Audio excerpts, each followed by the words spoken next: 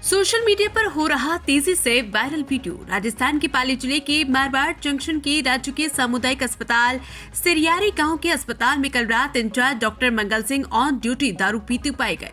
गांव वालों ने रंगे हाथों पकड़ा। अगर नशे में किसी मरीज का गलत इलाज हो जाता तो आखिर कौन जिम्मेदार होगा।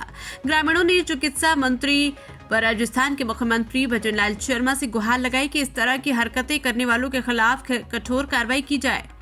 WCT मीडिया इस वायरल वीडियो की पुष्टि नहीं करता। जोधपुर से विक्रम सिंह राठौड़ की रिपोर्ट।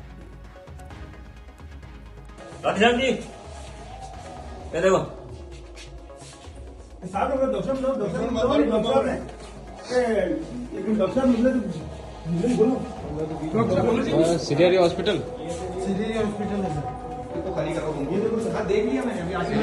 में है। ठीक है, रात का वक्त है भाई साहब, पार्टियां चल रही है। दिखाओ कैलाश जी, दिखाओ हमारे गाँव नहीं, जाने के बाद ये नतीजे अब 24 घंटे बैठ नहीं सकते।